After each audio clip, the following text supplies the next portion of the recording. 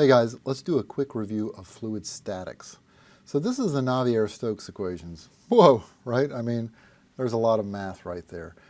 Fluid statics is taking this Navier-Stokes equation, which is true for all Newtonian fluids, and simplifying it. So we'll look at just the conservation of momentum, and statics, right, implies that the velocity is zero. So if I set the velocity equal to zero, a lot of these terms are gone. That's nice. The only terms that really survive are the gradient of pressure and the gravitational force. So it basically says the hydrostatic equation says that the gradient of pressure is equal to the gravitational force. If I split this up in terms of its force vector and I look at the ijk components, I get this. And then if I put a coordinate system on here, I basically say, let's let gravity be aligned to the k vector direction, meaning the z direction, and let's give it the quantity minus gz, so we let gravity be pointing down in the z direction. Then the right-hand side, I can also write it as its vector components. I and j are 0, and k is just minus gz. That should be a minus sign there.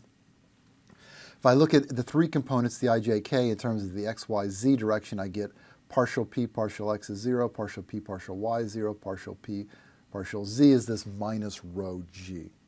So if I solve this equation, the derivative of p with respect to x is equal to 0 means that pressure must be a constant. So this is telling me something really important. It says that in hydrostatics, if I move side to side in the x or the y direction, the pressure has got to be constant, right? If I move in the z direction, up and down, the pressure changes, partial p partial z, as minus rho g. I can integrate this equation, just multiply both sides by partial z, and integrate, and I get this. And if rho and g are both constant, they would factor out of the equation. I get this, and then I can easily integrate that to just get our classic algebraic form of the hydrostatic equation. The pressure difference between some location P2 and P1 is equal to rho g difference in the height of the fluid. All right, so let me ask you a concept question. The previous slide we talked about what the magnitude of the pressure is. This slide addresses what's the direction of the pressure. Which of these pictures correctly depicts the hydrostatic pressure distribution? Well, let's go through each one. This one can't be right because I know that the hydrostatic pressure is not 0 at this location. That's what that's saying. It's saying that the vector length is 0. In fact, it has to be equal to, let's say, p equals rho g h, where this distance here is h, right? This one can't be right because I know pressure always acts normal to the surface. This is showing that the pressure is acting vertically downward, and so that can't be right. And so this one's got it all here. It's showing the vectors acting normal to the surface, and it has some non-zero component of the pressure at the top of the plate, and the pressure only gets larger in magnitude as we move down in depth. So I would say this would be the correct answer. Classic sort of FE question. All right, you also know that pressure is force over an area. Here's a slide of a grad student that did poorly on an exam that I had, so that was his punishment. I'm just kidding, right? This guy is, you've all seen this sort of thing. So forces over an area like piston area, the force acting normal to it, and so we'd have a force distribution. And we'd integrate that force distribution to get, it has a pressure distribution. We would integrate that pressure distribution to get force. So force is equal to pressure times area in some fundamental definition. You also might remember Pascal's Law. This is how to get yourself around a manometer. And the way I like to think of it is you would start here at PA, and we would move out the manometer, and I can start here and I can move horizontally with no change in pressure, as we just saw, that partial P partial X is equal to 0.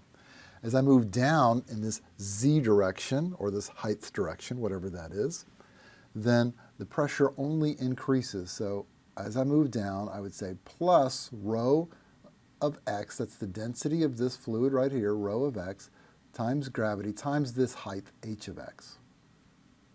Now, because the fluid below this level is all the same, we can jump from here across to there, and I can move back up the manometer this distance. I mean, if you wanted to, you could say plus this distance minus this distance, right, as far as the pressure goes, and you would get exactly the same expression. So I'll skip it.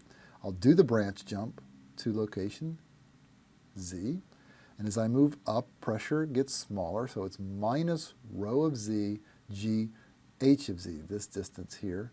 And then I'm moving up further, this distance y, rho of y, g, h of y. So I've arrived here, and then I can move horizontally without penalty to location B. So it's equal to then the pressure at B. So this is a mathematical equation that I can use to solve whatever the question might be. And that equation is known as Pascal's law. So here's a classic sort of FE question. Consider the manometer on the left. What's the pressure at location P? So you got some choices there. So first write Pascal's law. Hopefully you see it's plus 10 pascals gauge plus the, the depth in the helium, 3 centimeters, minus, as I move up this little distance, 1 centimeter, minus the 2 centimeters, and eventually I arrive at the location pressure at P. So I have my equation, and I populate it with the variables that I know, and I can go ahead and then solve for the pressures by inserting the densities and carry through with the math, and I get this minus 87.2 pascals gauge. Well, look, the answer is not up there in the way that I would have derived it, right? So which one of those is correct? This goes back to gauge versus relative versus vacuum pressures, which is which. So minus negative pressure is kind of goofy, so I'll change the sign and make it a vacuum. If I do that, it looks like this guy right here would be the answer. What about this problem? Consider the hydraulic system on the right. Which of the following statements are true?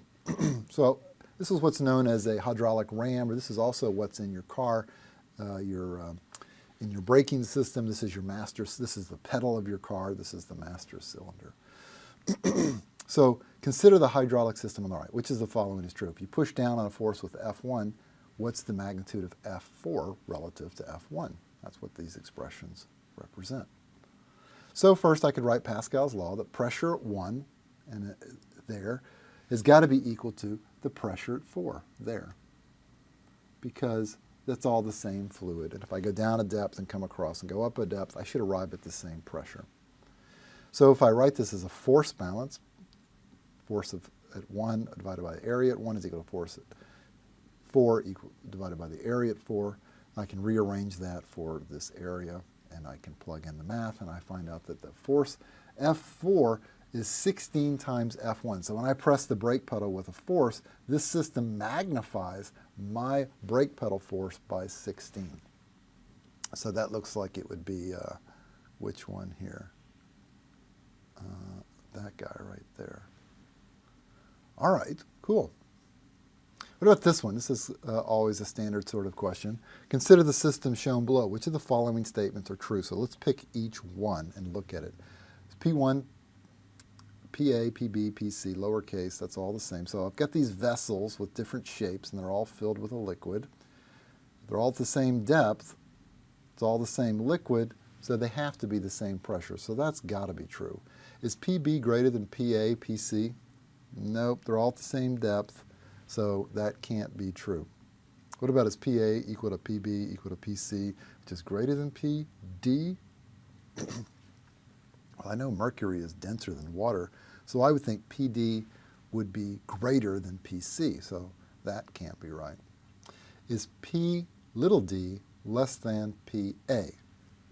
P little d, PA, they're both submerged in water, and PA is at a greater depth, so I would say that's true. What about is PD greater than PA? Yeah, I'd say that. Mercury has got a density almost greater than 10 times that of water, so it should be quite a bit bigger than P capital A. All right, I hope you enjoyed this quick review, and check out some problems associated.